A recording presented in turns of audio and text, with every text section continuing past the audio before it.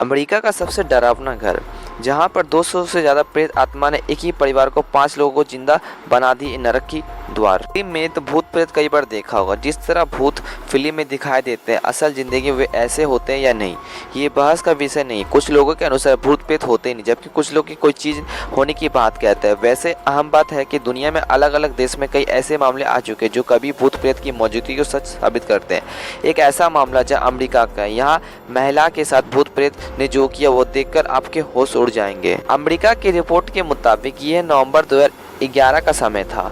America के लौटे AIIMS का नामक की महिला अपने 3 बच्चों और माँ रोज कैंपल के साथ इंडियन राज्य की गैरी कैरल स्ट्रीट स्थित किराए के घर में रहने लगती थी।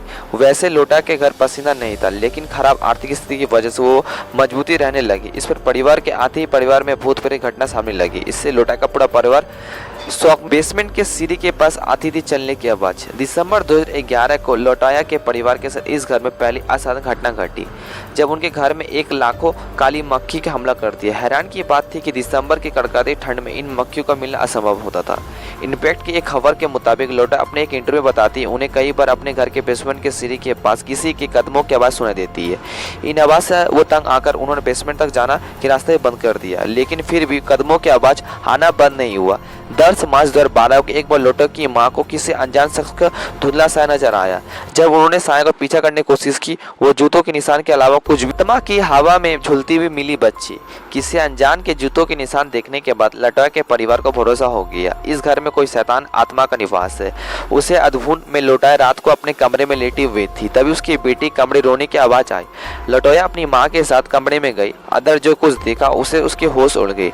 लोटोया 12 साल की बेटी बेहोश की हालत में हवा में लटकती हुई दिखाई। कुछ देर बाद उसे होश में आया, वो नीचे आई, लेकिन होश में आने के बाद बताया उसके साथ क्या हुआ उसे कुछ याद नहीं है। अगले दिन लोटाया घर के पास स्थित में चर्च के पादरी मिली, मदद मांगी, लेकिन वो तैयार नहीं हुआ। हालांकि पादरी ये जरूर कहा था जिस घर में रहते उनमें से 200 से अधिक प्रेत आत्मा का साया। पादरी ने जल्द से जल्द घर खाली करने की सलाह दी थी। 3 ऐसे छोटे बच्चे जिसमें घुस गए प्रेत आत्मा। लोटोया भी घर छोड़ने चाहते, लेकिन खराब आर्थिक स्थिति की वजह इस घर में रहना उनकी मजबूरी थी। पादरी से मिलने कुछ ही दिन बाद लोटा के 3 बच्चे, जिनका उम्र 7 और 9 और 12 साल की थी, की शरीर में वे प्रेत आत्मा घुस गई, जो बच्चों की आवाज भारी हो चुकी थी।